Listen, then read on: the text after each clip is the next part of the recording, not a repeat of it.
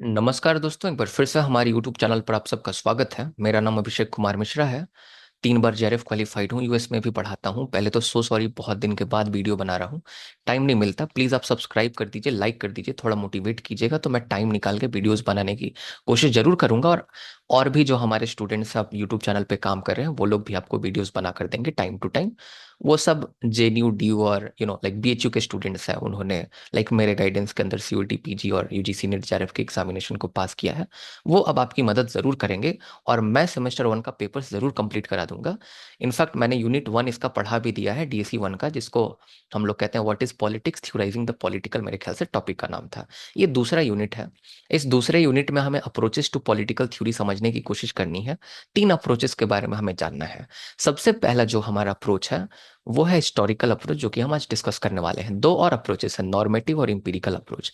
लेकिन इन दोनों में हमें डिफरेंस भी समझना पड़ेगा और बहुत इंटरेस्टिंग टॉपिक है नॉर्मेटिव और इंपीरिकल अप्रोच। तो उसको मैं एक और वीडियो में बहुत जल्द अपलोड कर दूंगा, एक दो दिन के अंदर। तो सबसे पहले हम लोग समझने की कोशिश करेंगे कि पॉलिटिक्स का क्या मतलब होता है। मैंने पहले लेक्चर में मैंने आपको बताया, बहुत सारे डेफिनेशन बताए। मैं यहाँ पे शॉर्ट में आपको बताना चाहता हूँ, पॉलिटिक्स जो है वो किसी ग्रुप को, किसी कंट्री को अपने इंटरेस्ट को फुलफिल करने में मदद करता है। पॉलिटिक्स एक आपका डिसीजन मेकिंग प्रोसेस होता है जिसमें ग्रुप्स ऐसा डिसीजन लेते हैं, ऐसी स्ट्रैटेजी का इस्तेमाल करते हैं जिससे वह अपने इंटरेस्ट, अपने हितों को पूरा कर सकें। अब वह ग्रुप किसी भी आधार पर बनाए जा सकते हैं। आप जो है रिलीजन के आधार पर ग्रुप बना सकते हैं, कास्ट के आधार पर आप ग्रुप बना सकते हैं, आप रेस के आधार पर, आप रीजन के आधार पर, आप लैंग्वेज के आधार पर, आप किसी भी आधार पर ग्रुप बना सकते हैं। और वो ग्रुप जो है डिफरेंट स्ट्रैटेजीज का इस्तेमाल करते हैं ताकि उनको ज्यादा फायदा हो सके, उनको एक बार्गेनिंग पावर मिल सके। तो ये पॉलिटिक्स का आमतौर में मतलब होता है। इस लेक्चर में क्योंकि मैं इसको यूज करूंगा बाद में जाके, इसीलिए आपको ये जानना जरूरी है। अप्रोच का क्या मतलब होता है? तो अप्रोच एक फ्रेमवर्क होता है, एक पर्सपेक्टिव होता है, एक मेथड होता है जिससे हम किसी भी पॉलिटिकल फिनोमिना को समझ सकते हैं, पॉलिटिकल इवेंट को समझ सकते हैं। एक नजरिया होता है, एक देखने का दृष्टिकोण होता है जिससे हम किसी भी पॉलिटिकल फिनोमिना को समझ सकते हैं। एग्जाम्पल के तौर पर अगर आपको कोल्ड वॉर के पॉलिटिक्स को समझना है तो कोल्ड वॉर के पॉलिटिक्स को आप तब तक नहीं समझ सकते जब तक आप वर्ल्ड वॉर 2 को नहीं समझेंगे। वर्ल्ड वॉर 2 को समझने के लिए आपको बोल्शेविक रेवोल्यूशन तक को समझना पड़ेगा, जिसको रशियन रेवोल्यूशन कहा जाता है, जो 1917 में हुआ था। तो 1917 का जो बोल्शेविक क्रांति है वो भी हमारे लिए जरूरी है। तो आप देखिएगा कि कुछ ऐसे पॉलिटिकल इवेंट होते हैं जिनका बिना इतिहास जाने कोई महत्व नहीं होता, या आप उसको सही तरीके से समझ नहीं पाएंगे। अगर मैं बात करूं टोटल रेवोल्यूशन के बारे में, टोटल रेवोल्यूशन जयप्रकाश नारायण जी ने किया था हमारे भारत में। उनको जो है वो बिहार से बिलोंग करते थे। तो जब टोटल रेवोल्यूशन हमारे यहाँ हुआ तो टोटल रेवोल्यूशन को समझने के लिए आपको उस समय का जो आपका कॉन्टेक्स्ट है उसको समझना पड़ेगा। उस समय क्या घटनाएं घट रही थी, क्या इवेंट्स हो रहे थे, उसको समझना पड़ेगा। और जब आप टोटल रेवोल्यूशन समझेंगे तब जाकर आप इंदिरा गांधी जी ने क्यों इमरजेंसी लगाया था 1975 में, आप उसको समझ पाएंगे। तो कुल मिला के हिस्टोरिकल अप्रोच ये कहता है कि अगर आपको पॉलिटिक्स को बेहतर तरीके से समझना है, पॉलिटिकल इवेंट्स को बेहतर तरीके से समझना है, तो आपको हिस्ट्री को पढ़ना पड़ेगा। अगर आप इतिहास को नहीं पढ़ते तो आप राजनीति को बिल्कुल भी बेहतर तरीके से समझ नहीं सकते। इसीलिए कभी कभी हम लोग पॉलिटिकल साइंस को इंटरडिसिप्लिनरी अप्रोच कहते हैं। इंटरडिसिप्लिनरी अप्रोच में हम लोग किसी एक सब्जेक्ट को समझने के लिए दूसरे सब्जेक्ट का सहायता लेते हैं। और आप यहाँ देख सकते हैं कि हम लोग पॉलिटिकल साइंस को समझने के लिए, पॉलिटिकल इवेंट्स और पॉलिटिकल फिनोमिना को समझने के लिए हम लोग किसकी सहायता ले रहे हैं? हिस्ट्री की सहायता ले रहे हैं। तो ये कुल मिला के हिस्टोरिकल अप्रोच में हम लोग पढ़ने वाले हैं, एक एक करके, राइट। बहुत सारे स्टेटमेंट्स कहे जाते हैं, चलिए उन स्टेटमेंट्स के बारे में डिस्कस करते हैं हम लोग। तो जैसा कि मैंने आपको बताया कि हिस्ट्री और पॉलिटिक्स दोनों इंटर रिलेटेड हैं। मैकियावेली ऐसे पहले चिंतक थे। 3 थिंकर्स का आपको नाम ध्यान में रखना है। अगर आप बाद में सीयूईटी, अगर पीजी या यूजीसी नेट की तैयारी करेंगे तो ये सब थिंकर्स के आपको नाम याद करने पड़ेंगे, बुक्स भी याद करने पड़ेंगे। जब मैं अपने ग्रेजुएशन में था तो मुझे किसी ने बताया ही नहीं था। तब मैं जब ड्यू की तैयारी करने गया अपने मास्टर्स को करने के लिए, मैं सेंट जेवियर्स रांची से पढ़ा हूँ, अपना ग्रेजुएशन यहाँ से हमारा हो रखा है, तो मुझे किसी ने बताया ही नहीं कि ये थिंकर्स के नाम पढ़ने पड़ते हैं। I was very like strong conceptually, I had a very good concept, but I didn't knew कि अच्छा ये बुक्स भी याद करना पड़ेगा, इतने जरूरी होते हैं, बाद में प्रोफेसर बनने के लिए काम आएगा या नेट जेआरएफ निकालने के लिए. So it is the right time since you are starting your journey of political science. So if you will learn all the thinkers and names right now, so that would be a good thing for you. आपके लिए future जो है काफी आसान होने वाला है political science के सब्जेक्ट में. तो 3 थिंकर्स हैं. मैकियावेली है, लास्की है, राइट, हरोल्ड लास्की जिसको कहते हैं, और हम लोग एक और थिंकर को जानेंगे जिसका नाम है जॉर्ज सेबाइन. जीएच सेबाइन के नाम से उसको जानते हैं. तो 3 थिंकर्स है, एक तो मैकियावेली हो गया, एक लास्की हो गया, और एक हो गया आपका सेबाइन. ये तीनों थिंकर्स आपके हिस्टोरिकल अप्रोचेस जो है अप्रोच से जुड़े हुए हैं पॉलिटिकल साइंस में. अब यहाँ पे मैकियावेली कहता है कि आपको हिस्ट्री को पढ़ना पड़ेगा अगर आपको पॉलिटिक्स को समझना है तो. मैकियावेली सिर्फ हिस्टोरिकल अप्रोच की बात नहीं करता, मैकियावेली जो है वो साइकोलॉजिकल अप्रोच की भी बात करता है कि अगर आपको पॉलिटिक्स को समझना है तो आपको ह्यूमन बिहेवियर को भी समझना पड़ेगा. बिना ह्यूमन बिहेवियर समझा पॉलिटिक्स को नहीं समझ सकते, तो वो अलग चीज है. लेकिन Machiavelli was the first thinker who stated that we must study history in order to understand the politics. So this is the first point. अब ये स्टेटमेंट बहुत फेमस है, बार बार दिया जाता है कि history as a root and politics as a shoot. देखिए, अगर आप एक चीज ध्यान रखिएगा तो इस स्टेटमेंट को एक और तरह से बोला जाता है कि कि without history, without history politics has no roots. Without history politics, आप कहीं लिख लीजिए, without history politics has no roots. No roots, politics का कोई रूट नहीं है विदाउट हिस्ट्री. क्यों पॉलिटिक्स का कोई रूट नहीं है, कोई जड़ नहीं है? क्योंकि आप बिना जो है हिस्ट्री के पॉलिटिकल साइंस को, पॉलिटिक्स को समझ ही नहीं सकते. तो इसीलिए कहा जाता है कि without history the politics has no roots. और साथ ही साथ ये भी कहा जाता है कि without politics history has no fruits. और बिना पॉलिटिक्स के हिस्ट्री में कोई फ्रूट आपको नहीं देखने को मिलेगा. फ्रूट का मतलब आपके लिए कुछ अच्छा होना. तो आप, जैसा कि मैंने आपको स्टार्टिंग में डिफिनेशन बताया, कि अगर आप अपने साथ कुछ अच्छा करवाना चाहते हैं, अपने ग्रुप के साथ, अपने समुदाय के साथ, तो आपको पॉलिटिक्स को तो करना पड़ेगा. अगर इतिहास में आपने कोई पॉलिटिक्स नहीं किया, अगर इतिहास में आपने कोई ऐसे स्ट्रैटेजी को नहीं अपनाया, कोई ऐसे डिसीजन नहीं लिए जो कि आपके फेवर में थे, तो आपको कोई फ्रूट नहीं मिलेगा, उसका कोई फल नहीं होगा. तो इसीलिए कहा जाता है कि without history politics has no roots, and without politics the history has no fruit. I hope आपको समझ में आ गया. यहाँ पे एक और चीज आपको समझना है स्टेटमेंट में जो लिखा हुआ है, कि पॉलिटिक्स और हिस्ट्री को हम लोग को रूट और शूट के तरह से समझने की कोशिश करनी है, राइट. देखिए, समझिए, अगर आप कोल्ड वार के पॉलिटिकल फिनोमिना को अगर देखना चाहते हैं, तो कोल्ड वार के पॉलिटिकल फिनोमिना जो है, ये कोल्ड वार जो है, जो एक पॉलिटिकल फिनोमिना हुआ था आपका, राइट, यूएसएसआर और आपके यूएसएसआर के बीच में, अमेरिका और रशिया के बीच में. आज की अगर रशिया की बात करें, आप लोगों को इतना तो पता ही होगा, मैं इतना मान के चलता हूं. तो आप देखिएगा, तो कोल्ड वार को समझने के लिए वर्ल्ड वॉर 2 को आपको समझना पड़ेगा. तो यहां पे शूट हो गया, ये तना हो गया, और इस तने का जड़ हो गया आपका वर्ल्ड वॉर 2, रूट हो गया. लेकिन कुछ देर के बाद अगर आपको वर्ल्ड वॉर 2 को समझना है, तो ये शूट हो जाएगा, और इसका रूट आपको नीचे देखने को मिलेगा हिटलर के पॉलिसीज में. इसी तरह से साइकिल कंटिन्यू होता जाएगा. जो शूट है उसको समझने के लिए आपको रूट पर जाना होगा. That is your history actually. I hope you are getting the point. तो यही कुल मिला के इसमें स्टेटमेंट दिया हुआ है जो कि यहाँ पे कहा जा रहा है. आगे हम लोग चलते हैं. Harold Laski. हारोल्ड लास्की जो है, जैसा कि मैंने आपको बताया, कि ये भी पॉलिटिकल आइडियाज को बोलते हैं हमें कनेक्ट करने के लिए हिस्ट्री से. तो हारोल्ड लास्की कहते हैं कि अगर आपको किसी भी पॉलिटिकल आइडिया को समझना है, तो आप किसी भी पॉलिटिकल आइडिया को वैक्यूम में नहीं समझ सकते. आपको उस इतिहास में जाना पड़ेगा. उस टाइम में आपको देखना पड़ेगा कि उस समय का क्या परिप्रेक्ष्य था, क्या कॉन्टेक्स्ट था, उस समय क्या इवेंट घटित हो रहे थे जिसमें ये आपका पॉलिटिकल आइडिया आया. So if you want to understand the political idea, you cannot understand the political idea without going into history.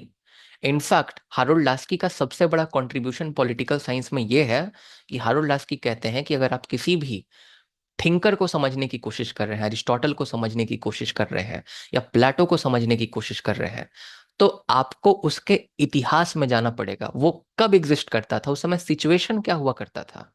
तो इसीलिए कहा जाता है कि every thinker is the child of his time. हर एक चिंतक अपने समय का प्रोडक्ट होता है. उस समय जो वहां का आपका परिवेश होगा, जो कॉन्टेक्स्ट होगा, जो वहां की सिचुएशन होंगी, सर्कमस्टांसेस होंगे, उस हिसाब से अपनी थ्योरी देता है। अगर मैं एग्जाम्पल के तौर पर बात करूं तो मैं बोलूं कि एरिस्टोटल जो है वो तो कहता था कि स्लेवरी जायज है। अब आप अगर एरिस्टोटल को इस चश्मे से देखेंगे, अरे एरिस्टोटल तो कह रहा है कि दास प्रथा जो है जायज होता है, तब तो बहुत गलत बात है, हम नहीं पढ़ेंगे एरिस्टोटल को। अरे भाई पहले देख तो लो कि वो क्यों कह रहा था कि जो दास प्रथा है वो जायज है, होना चाहिए, उसके पीछे कोई कारण था। अब जब सेमेस्टर 4 5 में आएंगे तो अरिस्टोटल को डिटेल में पढ़ेंगे। तो इस तरह से तो हम एरिस्टोटल को मिस इंटरप्रेट कर जाएंगे। अब प्लेटो की अगर हम बात करें तो प्लेटो जो है लिविंग जो रिलेशन होता है, लिविंग रिलेशन, उसको बड़ा कॉमन कहता है शादी विवाह नहीं होना चाहिए। एक मेल के बहुत सारे फीमेल पार्टनर हो सकते हैं, एक फीमेल के बहुत सारे मेल पार्टनर हो सकते हैं। और इनफैक्ट आपने मूवी में भी सुना होगा कि आज सब प्लेटोनिक होता है। इनफैक्ट एक मूवी था प्यार का पंचनामा, अगर आप देखिएगा तो तो सब कहते हैं ना कि ये काफी प्लेटोनिक टाइप का लड़का है, प्लेटोनिक टाइप की लड़की है। तो प्लेटो को अगर आप उस कॉन्टेक्स्ट में देखिए कि अरे प्लेटो क्या बात कर रहा है, ये मल्टीपल पार्टनर्स का बात कर रहा है, तो आप तो प्लेटो को मिस इंटरप्रेट कर जाएंगे। आप समझिए कि प्लेटो मल्टीपल पार्टनर का क्यों बात कर रहा है। मे बी उस समय की जरूरत ही यही रही हो। तो ये कुल मिला के लास्की हमें समझाने की कोशिश कर रहा है कि किसी भी थिंकर को आप पढ़ो तो किसी भी थिंकर के विचारों को देख के ऑफेंड मत हो जाना। भले ही आज के हिसाब से ये विचार तुमको गलत लगे, या तुम्हारे समाज के हिसाब से, तुम्हारे जो परंपराएं हैं, जो ट्रेडिशंस हैं, जो कन्वेंशन है, इसके हिसाब से भले ये विचार तुमको गलत लगे, पर हो सकता है कि उस समय उसी विचार की जरूरत थी। And this is what the last is trying to explain us. ये आपको समझने की कोशिश करनी है। आई होप आपको क्लियर हुआ होगा लास्की का जो एक तरह से पर्सपेक्टिव है। तो इसीलिए हिस्ट्री बहुत इंपॉर्टेंट है किसी भी पॉलिटिकल थिंकर को समझने के लिए, उसके पॉलिटिकल आइडिया को समझने के लिए। Without historical approach you can't do that actually. आगे हम लोग जॉर्ज सबाइन के बारे में, जीएच सबाइन के बारे में पढ़ने वाले हैं। देखिए, political ideas emerge during the historical crisis, ये बड़ा इंपॉर्टेंट स्टेटमेंट है और इस स्टेटमेंट को हमें समझना चाहिए सबसे पहले। देखिए, जॉर्ज एच सबाइन कहता है कि हिस्ट्री में कुछ ऐसे इवेंट्स होते हैं जिसके तहत पॉलिटिकल आइडियाज का जन्म होता है। अगर हिस्ट्री में कुछ इवेंट ऐसे होते नहीं तो कुछ पॉलिटिकल आइडिया डेवलप ही नहीं हो पाते। एग्जाम्पल के तौर पर सोशलिज्म। अब सोशलिज्म तो मैंने डिटेल में पढ़ा रखा है, वीडियो देख सकते हैं, जो तीसरा वाला जो डिफरेंट लाइक आपका जो पर्सपेक्टिव पढ़ना है, राइट, जो ideology, I think Marxist ideology है, फिर आप लोगों को लिबरल आइडिया पढ़ना है, और आप लोगों को कंजर्वेटिज्म पढ़ना है, एनार्किज्म पढ़ना है। वीडियोस मैंने बना रखा है, देखिएगा। आमतौर पर सोशलिज्म क्या बात करता है? सोशलिज्म बात करता है आपका लेबर लॉज के बारे में। सोशलिज्म कहता है कि जो लेबर है, जो वर्कर क्लास है, उसके साथ हमें अच्छा करना चाहिए, उसको हमें अधिकार देने चाहिए। कुल मिलाकर अगर हम बात करें आसान भाषा में तो ये सोशलिज्म आखिर कैसे डेवलप हुआ? तो सोशलिज्म हिस्टोरिकल क्राइसिस के वजह से डेवलप हुआ। अगर हिस्ट्री में ऐसा कोई क्राइसिस होता ही नहीं तो सोशलिज्म डेवलप ही नहीं हो पाता। अब क्या ऐसा क्राइसिस हुआ?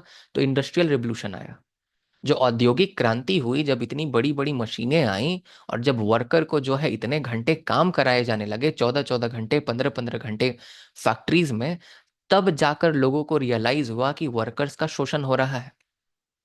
और तब जाके सोशलिज्म का आइडिया डेवलप हुआ।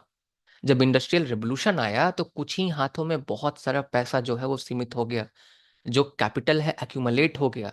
इनफैक्ट आप जब फ्यूचर में कभी आगे जाइएगा तो एक रोजा लग्जमबर्ग नाम की थिंकर है, और ये मार्क्सिस्ट थिंकर है एक्चुअली, राइट। ये एक्यूमुलेशन ऑफ कैपिटल की बात करती है, तो अभी तो मैं इसके बारे में ज़्यादा डिस्कस नहीं करूंगा। बट आज ये एक्यूमुलेशन ऑफ कैपिटल हमारे भारत में भी देखने को मिल रहा है। 1% जो हमारा भारत का जनसंख्या है, उसके पास आप कभी सर्च कीजिएगा गूगल में कि हमारे भारत का कितने परसेंट रिसोर्सेज पर उसका कब्जा है, और जो हमारा ऊपर का 10% जनसंख्या, वो कितने परसेंट रिसोर्सेज पर कब्जा जमा के बैठा है। और कमेंट कीजिएगा कमेंट बॉक्स में, try to search this up. बात समझ रहे हैं? हो सकता है भारत में भी बाद में सोशलिज्म की डिमांड चले। तो अगर सोशलिज्म की डिमांड चलेगी आज के 20 साल बाद, तो उसका हिस्टोरिकल कॉन्टेक्स्ट आज का दिन होगा, जहां कैपिटलिस्ट बस ज्यादा से ज्यादा पैसा कमाए जा रहे हैं, कमाए जा रहे हैं, और खूब उसको जमा किए जा रहे हैं। तो इंडस्ट्रियल रिवॉल्यूशन के टाइम में भी यही हुआ था। तब जरूरत पड़ी कि नहीं, इक्वालिटी होना चाहिए समाज में। तब जरूरत पड़ी, तब लोगों ने आंदोलन किया और सोशलिज्म का आइडिया आया। तब लोगों ने बात की कि सोसाइटी की डिग्निटी होनी चाहिए, वर्कर की डिग्निटी होनी चाहिए, लेबर लॉज होने चाहिए। आप ऐसे नहीं किसी से 24 घंटे में आप 24 घंटे काम करा लेंगे, मजाक नहीं चल रहा है। वीक में 70 घंटे काम करने चाहिए। इतने बड़े कंपनी के लाइक चेयरमैन नारायण मूर्ति जी 70 घंटे काम करने चाहिए। ओला के जो सीईओ हैं 20 घंटे काम करता हूँ। क्या बकवास है, क्या मजाक बना के रखे हैं। ध्यान रखिएगा, political science is all about making the life comfortable for human beings. Political science is all about making good life and giving good life to the people. This is why we are learning political science. This is the main purpose. Aristotle ने कहा था कि राजनीति की शुरुआत हुई ताकि लोगों की जरूरतें पूरी हो सकें, और राजनीति इसलिए आगे बढ़ रही है ताकि लोगों को एक बेहतर जीवन मिल सके। तो राजनीति का काम ही होता है ऐसे चिंतनों को देना और सोचना जिससे जीवन को बेहतर बनाया जा सके। 70 घंटे काम करके नहीं होगा जीवन बेहतर। और जीवन बेहतर बनाने का मतलब ये नहीं कि आप एसी कूलर फ्रिज लगा दें। जीवन बेहतर बनाने का मतलब होता है वेलबींग। और वेलबींग का क्या मतलब होता है? वेलबींग का मतलब होता है कि आपका कोई भी लाइक कोई मेंटल डायलेमा ना हो आपके मन में। मेंटल वेलबींग हो, आप अंदर से सुरक्षित महसूस करें। आपको ये चिंता ना हो कि कल से रोटी कहाँ आएगा, कपड़ा कहाँ, मकान कहाँ से कल आएंगे। बहुत सारी चीजें हैं। तो आप समझ रहे हैं जो सबाइन बात कहने की कोशिश कर रहा है।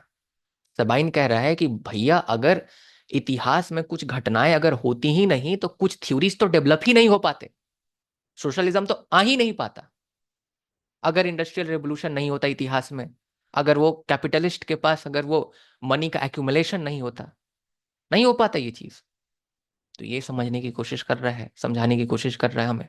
तो political ideas are themself of the product of the crisis phases of history. जो इतिहास में जो संघर्ष हुए, जो क्राइसिस हुआ, कुछ इवेंट हुए, अनईजी इवेंट, उससे पॉलिटिकल आइडिया डेवलप किए।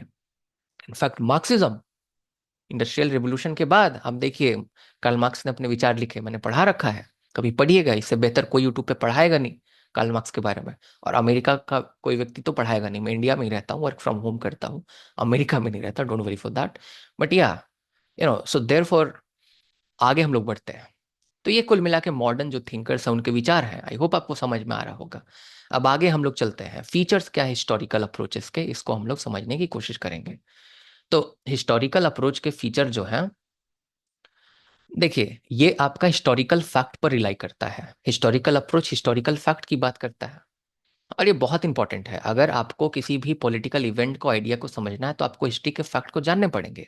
अगर आपको भारत के संविधान को समझना है तो आप बिना 1935 के गवर्नमेंट ऑफ इंडिया एक्ट समझे आप कैसे भारत के संविधान को समझ पाएंगे? क्योंकि 3/4 संविधान 75% of the constitution has been taken from there. How you can understand the Indian Constitution without like knowing about that Government of India Act 1935? You can't do that actually. तो ये कुल मिला के बात है, बात समझ में आ रहा है? तो हिस्टोरिकल फैक्ट पर रिलाई करता है हिस्टोरिकल अप्रोच। हिस्टोरिकल अप्रोच आपको कॉज इफेक्ट रिलेशन बताता है। राइट, कॉज मतलब कारण और परिणाम वाले संबंध। परिणाम, मेरा हिंदी भी थोड़ा ठीक ठाक है, हम सीख रहे हैं धीरे धीरे। एक्चुअली हम खुद झारखंड से बिलोंग करते, तो ऐसा नहीं मेरे को हिंदी नहीं आता, बट जो अकेडमिक हिंदी होता है ना, जो इंसान लाइक पढ़ाई लिखाई में यूज करता है। क्योंकि I was in English medium, so that was a problem for me, but I am trying to like do better in this anyway. तो आई होप आप लोग को अच्छा लग रहा होगा, समझ में आ रहा होगा चीजें। तो कारण परिणाम, अगर कोल्ड वार का मैंने एग्जांपल दिया, तो कोल्ड वार को अगर आपको समझना है तो कोल्ड वार अगर कॉज, अगर ये कॉन्सिक्वेंस है, अगर इफेक्ट है, तो इसका कॉज वर्ल्ड वॉर 2 रहा होगा। वर्ल्ड वॉर 2 में कोल्ड वॉर की बहुत सारी चीजें ऐसी छुपी हुई थी। इनफैक्ट सेमेस्टर 3 में जाएंगे तो कोल्ड वॉर के बारे में डिटेल में पढ़ेंगे, वीडियो भी अवेलेबल है, देख सकते हैं अगर आप चाहें तो। बात समझ रहे हैं? तो अगर आपको किसी भी लाइक पॉलिटिकल इवेंट का कारण जानना है कि आखिर ये पॉलिटिकल इवेंट हुआ ही क्यों, तो इसके लिए आपको इतिहास में जाना होगा, क्योंकि उसके कारण तो आपको इतिहास ही बताएगा। बात समझ में आया? तो ये लिखा हुआ है सेकंड स्टेटमेंट में। आगे चलते हैं हम लोग। थर्ड वन इज, अच्छा, ये तो मैंने डिस्कस कर लिया काफी डिटेल में कि हिस्ट्री आपको पॉलिटिकल आइडियाज के लिए एक कॉन्टेक्स्ट देता है। अब कैसे आपको, अगर आप देखिएगा स्टार्टिंग में मैं लास्की के बारे में बात कर रहा था कि अगर आप एरिस्टोटल को अगर समझेंगे आज के परिप्रेक्ष्य में, आज के कॉन्टेक्स्ट में, सिचुएशन में, तो आपको एरिस्टोटल बेकार थिंकर लगेगा। लेकिन है नहीं ऐसा, he is the father of political science. बेकार थिंकर रहता है तो हम लोग बेवकूफ थोड़ी उसको पढ़ रहे हैं। बात समझ में आ रहा है? तो आपको किसी भी पॉलिटिकल आइडिया को समझने के लिए उसका कॉन्टेक्स्ट चाहिए। अगर आपको लिबरलिज्म ही समझना है तो आपको उसका कॉन्टेक्स्ट चाहिए होगा, उसका इतिहास में आपको देखना पड़ेगा कि आखिर लिबरलिज्म की शुरुआत हुई कहाँ। तब आप उसको सही तरीके से जाके समझ पाएंगे, लिंक कर पाएंगे। ओके, मैंने इनफैक्ट आपको बताया भी है कि कैसे फ्यूडलिज्म के कारण प्रॉब्लम हो रहा था किंग को, बहुत सारी चीजें हैं। तो मैंने इनफैक्ट लिबरलिज्म वाले लेक्चर में बता भी रखा है, आप वहां देख सकते हैं, 3 लेक्चर में मैंने उसको कंप्लीट कर रखा है। ओके, अब उसके बाद ये पॉलिटिकल डेवलपमेंट को भी समझने में मदद करता है। अगर आप देखिएगा तो आज भारत में आज यूपीआई पेमेंट सिस्टम है, and I appreciate the government for that. आप कहीं भी जाते हैं, सब लोग डिजिटली आजकल देखिएगा तो इंडिया में डिजिटल लिटरेसी, अगर आप बाकी देशों से देखिए, like we have to do a lot in education in digital like literacy. I like do not ignore this, but as compared to any South Asian country, if you see the digital literacy in India, it is a top notch है हमारे यहाँ। तो ये UPI payment तक हम लोग कैसे पहुंच गए? वही तो देश है जहाँ आप देखिएगा तो लिटरेसी रेट 20% से नीचे था जब देश आजाद हुआ। तो 27 साल लाइफ एक्सपेक्टेंसी था। आज वही देश पॉलिटिकली ठीक ठाक डेवलप हो चुका है। और पॉलिटिकली ठीक ठाक डेवलप हो जाने का मतलब होता है कि लोग अपने अधिकारों के बारे में जानते हैं। लोग आते हैं सड़कों पर जब कोई आयोग एग्जाम जो है गलत तरीके से कंडक्ट कराता है और मनवा लेते हैं बात। This is called political development. ऐसा नहीं कि लोगों को पता ही नहीं कि हो क्या रहा है। तो आज भारत कैसे इस लेवल तक पहुंचे, इसको समझने के लिए आपको हिस्ट्री को देखना पड़ेगा। किस तरह से इलेक्टोरल रिफॉर्म्स हुए हमारे यहाँ, किस तरह से जो आपके टीएन सेशन जो हमारे इलेक्शन कमिश्नर थे उन्होंने कैसे रिफॉर्म्स किए, किस तरह से हमने अमेंडमेंट किए, और 21 साल से 18 साल उम्र किया वोटिंग का। बहुत सारी चीजें आपको देखनी पड़ेंगी। और historical approach at the end हमें इतिहास से सीखने में मदद करता है। जो इतिहास से सीखता है वो समझदार होता है, और जो इतिहास से सीखता नहीं वो बेवकूफ होता है। तो इसीलिए लीग ऑफ नेशन फेल कर गया। लीग ऑफ नेशन एक यूनाइटेड नेशन जैसी संस्था थी। बाद में आप लोग पढ़ेंगे, अभी आप लोग सेमेस्टर 1 के स्टूडेंट्स हैं। तो 1919 में लीग ऑफ नेशन बना था। तो लीग ऑफ नेशन में कुछ कमियां थी, अमेरिका इसका पार्टी नहीं था, बहुत सारी चीजें थी इनफैक्ट इसमें। तो लीग ऑफ नेशन के फेलियर से सीखा गया आगे, और तब जाके जब यूनाइटेड नेशन बना 1945 में, तब जाके यूनाइटेड नेशन बेहतर तरीके से बना। उन गलतियों को लाइक करेक्ट किया गया। तो हमें गलतियों से सीखने में मदद करता है हिस्टोरिकल अप्रोच। राइट, हम अपने गलतियों से, इतिहास से सीख सकते हैं। ये बहुत इंपॉर्टेंट है। अब हिस्टोरिकल अप्रोच में चैलेंजेस बहुत हैं। अब हिस्टोरिकल अप्रोच में देखिए, मैं कुछ मेन चैलेंजेस आपको बताना चाहता हूँ। अब मैंने बोला कि पॉलिटिक्स का क्या मतलब होता है। अगर मैंने स्टार्टिंग में आपको बताया, आपने ये देखा होगा पॉलिटिक्स।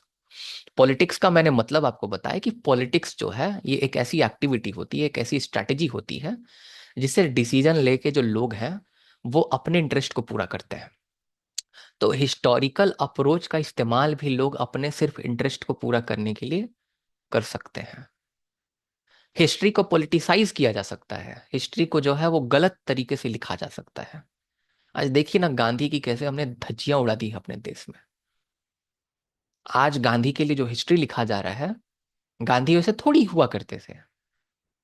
अब देखिए एक चीज, आप अगर कमेंट करना चाहते हैं मेरे बारे में, जो भी करना चाहते हैं, मेरा ये मानना है कि being a political science student आपको न्यूट्रल होकर सोचना पड़ेगा। और न्यूट्रल होकर सोचना पड़ेगा तो मैं मानता हूं कि जितना वीर सावरकर जी की रिस्पेक्ट है उतना ही गांधी जी की रिस्पेक्ट है। ऐसा नहीं कि वीर सावरकर जी ने कम किया हमारे देश के लिए या फिर गांधी जी ने ज्यादा किया। सभी जितने भी फ्रीडम फाइटर्स थे सबका योगदान है हमारे देश में। और वो बंदा देशभक्त हो ही नहीं सकता जो एक फ्रीडम फाइटर को गाली दे रहा है और दूसरे को प्रेस कर रहा है। अशफाक उल्लाह खान भी उतने ही इंपॉर्टेंट है जितने राम प्रसाद बिस्मिल। सब इंपॉर्टेंट है हमारे लिए। सबका अपना अपना योगदान है। ये तो वही हुआ कि हमारे लिए माता ने ज्यादा किया कि पिता ने हमारे लिए ज्यादा किया। तो ये हमारे यहाँ अभी बहुत बड़ा विडंबना आयरनी दिखा रहा है। अब सावरकर जी को क्रिटिसाइज करने वाले लोग कहते हैं कि सावरकर जी ने माफी मांगी। अरे ठीक है, एक पल के लिए मान लेते हैं, तुम रहोगे एक दिन जेल में, उन्होंने 10 साल जेल में रहा। और कभी सावरकर को आप पढ़िएगा, उनको पढ़िएगा, उन्होंने जो महान महान काम किए अपने लाइफ टाइम में आप उसको सोच तक नहीं सकते। 1909 में इंडिया हाउस में स्पीच दिया, बोला कि 1857 की क्रांति, वो सिपोही म्यूटनी नहीं थी, ऐसा नहीं कि सिपाही जो है वो क्रांति कर दिया बस ऐसी। ना ना ना, first war of Indian independence, Bharat के स्वतंत्रता संग्राम की पहली लड़ाई थी 1857 की, जो युद्ध, जो जो लड़ाई हुई थी, जो क्रांति हुई थी। अंग्रेज उसको दबाना चाह रहे थे। अंग्रेज कह रहे थे कि एक सिपाही जो है ये जो है नशे की हालत में ये बगावत कर दिया। नहीं, हम बगावत नहीं कर रहे थे साहब, हम आजादी की मांग कर रहे थे। 1909 India house, England, Veer Savarkar. कैसे भूल जाएंगे आप उनको। जब उनको पकड़ा गया, कूद गए शिप पर से, तैर के भाग गए। वापस से भी उनको पकड़ लिया गया जब मुंबई उनको लाया जा रहा था फ्रांस से। वो डायनेमिक पर्सनालिटी। मित्र मेला की शुरुआत की महाराष्ट्र में, अपन को गाली देते हैं। गांधी जी, उसको क्या जरूरत था, गांधी जी को क्या उनको जरूरत था एक ऐसे धोती और ऐसे लपेट के रहने के लिए। खूब पैसा कमा सकते थे, बहुत अच्छा जीवन जी सकते थे। गांधी जी ने जो किया, आज के नेता और आज के पॉलिटिशियन उसका 0.1% नहीं बन सकते। गालियां दी जाती हैं उनको। क्यों? क्योंकि अपने इंटरेस्ट को पूरा किया जा सके। तो हिस्ट्री को कैसे तोड़ा मड़ोड़ा जा सकता है और कैसे उसको मिस इंटरप्रेट करके दिखाया जाता है। सावरकर वाले हिस्ट्री को किसी, जो सावरकर जी को जो बुरा बताते हैं वो हिस्ट्री को किसी और तरह से तोड़ते मरोड़ते हैं, और गांधी जी को बुरा बताने वाले किसी और तरीके से।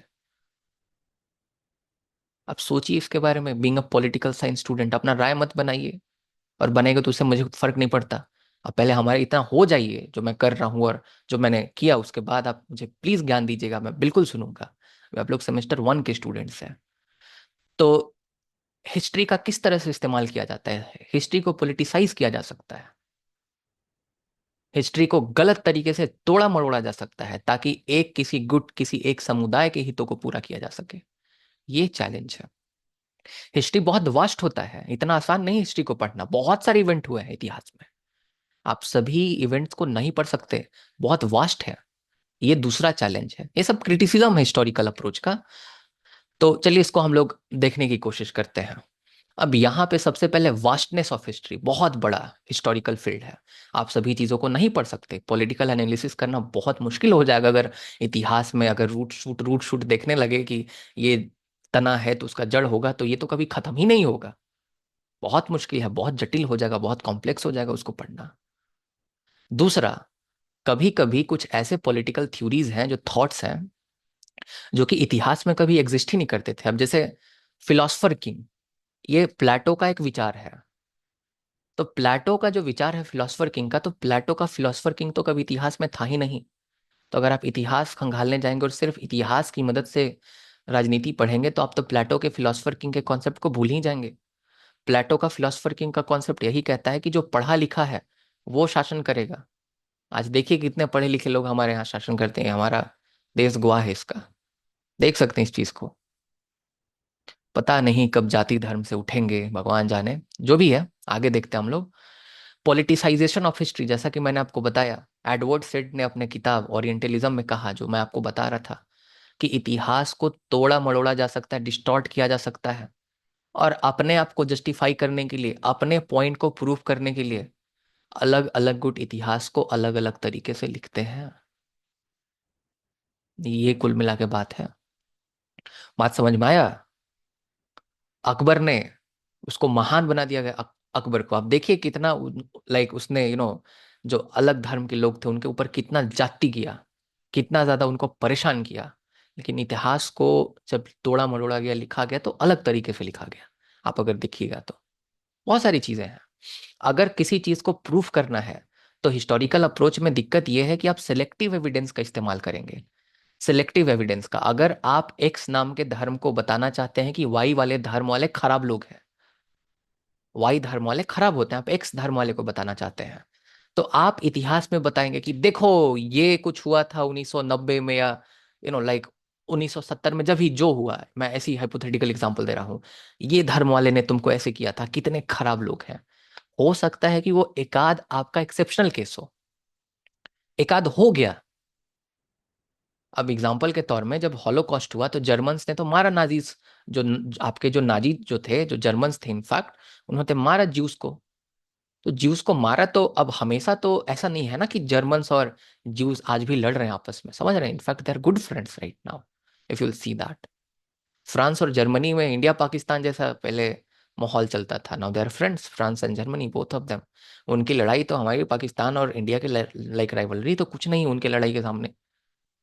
तो कुछ सेलेक्टिव एग्जांपल्स आप देकर आप अपने बात को प्रूफ करने के लिए हिस्टोरिकल अप्रोच का इस्तेमाल कर सकते हैं, और लोगों को गुमराह कर सकते हैं कि देखो ये धर्म वाला कितना खराब है, इसने फला ईयर में तुम्हारे साथ ऐसा किया था, और आप भड़क जाएंगे। ओह, बात तो है। बात समझ रहे हैं? तो सिलेक्टिव आपका यूज किया जाता है एविडेंस का। आइडियोलॉजिकल यूज किया जाता है हिस्ट्री का। जैसे कार्ल मार्क्स ने जो है क्लास स्ट्रगल का थ्योरी समझाया, राइट? तो देखिए, हिस्ट्री जो है उसको न्यूट्रल तरीके से इंटरप्रेट नहीं किया गया, आइडियोलॉजिकल तरीके से इंटरप्रेट किया गया, अपनी बात को प्रूफ करने के लिए कार्ल मार्क्स ने किया। बात समझ में आया?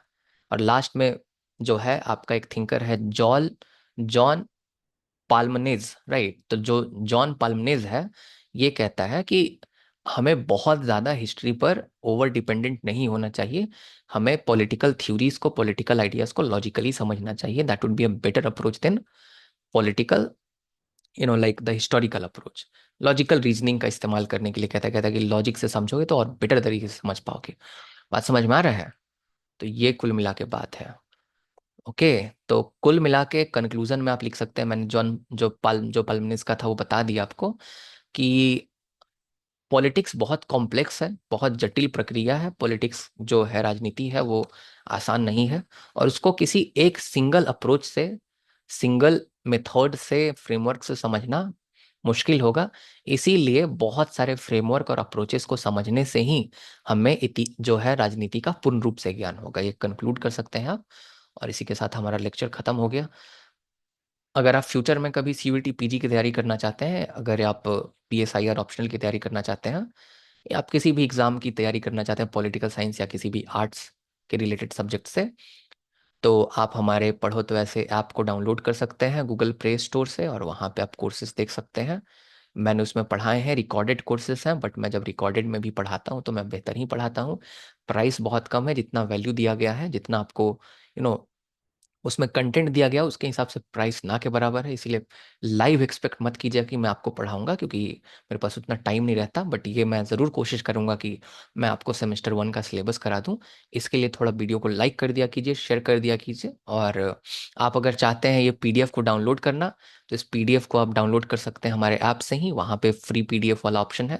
अगर आप इस पेपर के ई बुक को डाउनलोड करना चाहते हैं, तो आप ई बुक सेक्शन से उसको भी डाउनलोड करना आप कर सकते हैं, पेड है, बहुत कम प्राइसेस में आपको वहां से आपको मिल जाएगा। आई होप आपको क्लियर हो गया।